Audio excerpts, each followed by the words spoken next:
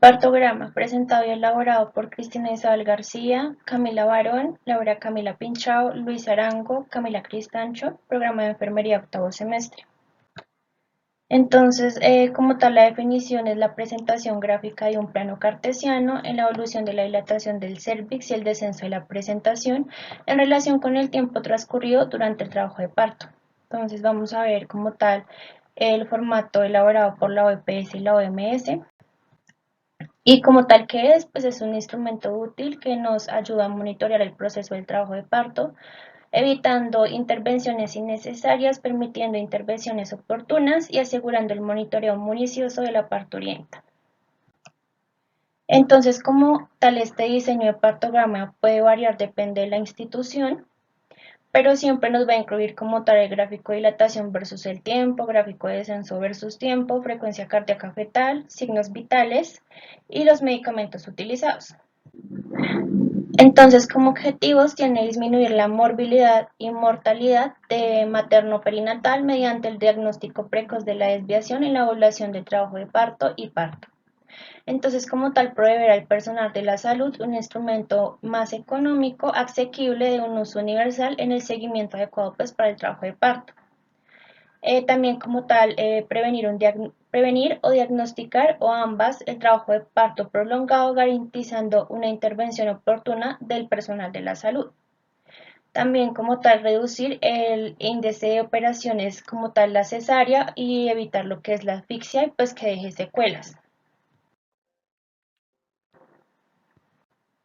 Ventajas es como tal la disminución de la morbilidad y mortalidad materno-perinatal, puesto que constituye un sistema de alerta precoz ante las situaciones que requieren una actuación del personal de la salud inmediata o como tal una remisión a un especialista o ambas condiciones.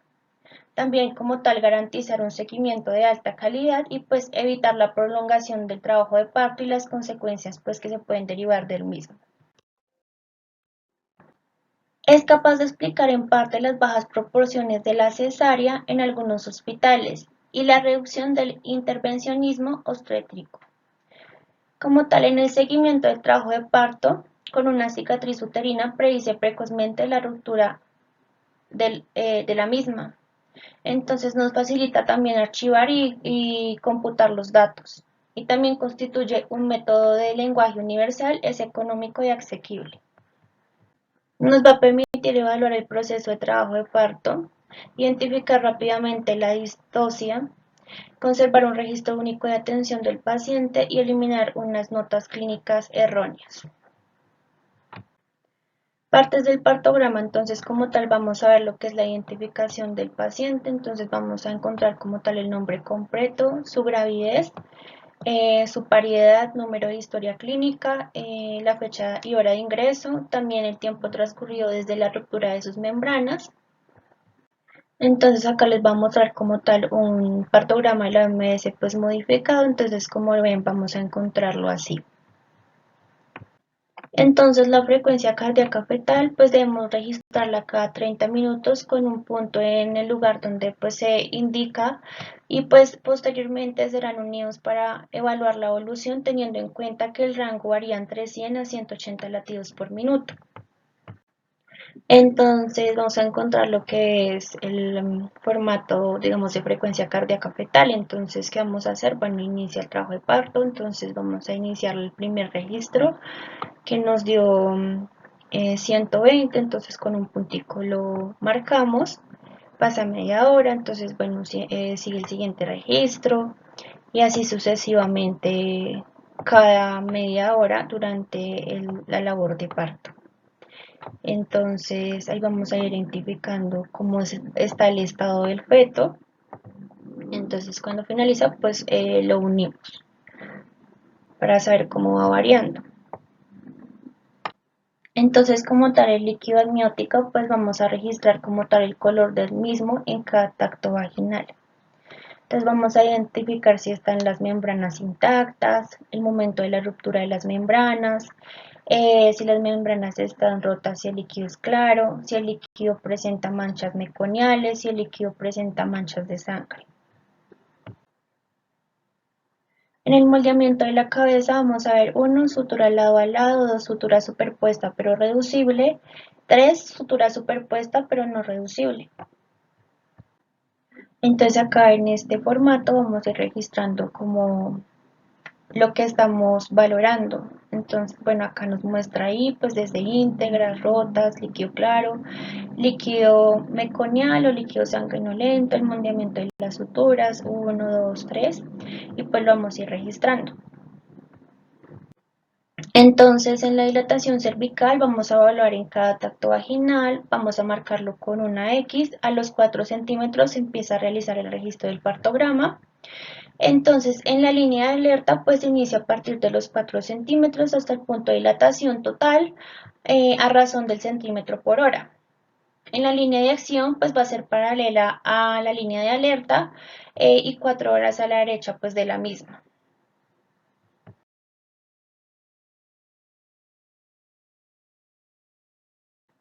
Entonces, en la evaluación del descenso mediante la palpación abdominal, como tal se mira dividida la cabeza en 5 partes por encima de la sínfisis púbica. Entonces, en este caso lo vamos a registrar con un circulito en cada examen vaginal, o sea, en cada tacto vaginal. Y de acuerdo pues al descenso de la cabeza, vamos a empezar a disminuir las partes sobre el pubis. Entonces acá se ve un poco más gráfico. Entonces se ve como la proporción pues de la cabeza fetal y pues en relación con el pubis. Entonces de acuerdo a la posición pues se va evaluando. Entonces de acuerdo pues en este se ve 5, 5, 5, 4, 5, 3, 5, 2, 5, 1, 5, 0, 5. Entonces vamos viendo cómo va el descenso de la cabeza. Entonces, como tal en la valoración, pues vamos a utilizar nuestra mano. Entonces, si es 5, 5, pues lo realizamos con los 5 dedos, así descendiendo 4, 3, 2, 1 y 0. Entonces, digamos en el primero, pues vamos a identificar como tal la cabeza. La cabeza pues la vemos flotante por encima del sínfisis del pubis. Digamos, lo que vamos a hacer con nuestros 5 deditos, vamos a realizar como tal la palpación. Y se va a ver como tal acomodada en el ancho de 5 dedos por encima del sínfisis del pubis. Entonces digamos en este caso vemos como tal la cabeza está 2,5 por encima del sínfisis del pubis y pues vamos viendo cómo pues se va evaluando. Entonces, como ven, acá es un poco más específico, entre 5,5 pues vemos es completamente encima del pubis, 4,5 el sincipucio es alto, occipucio se siente fácilmente, 3,5 el sincipucio pues se siente fácilmente, el occipucio se siente.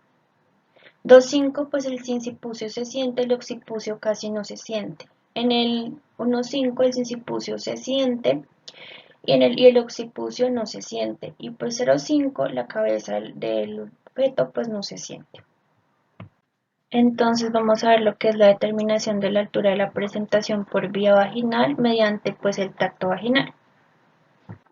Entonces se registra como tal el número de horas, entonces esta hace referencia al tiempo transcurrido desde que se inicia la fase activa del trabajo de parto y pues la hora en la que está pasando en el momento.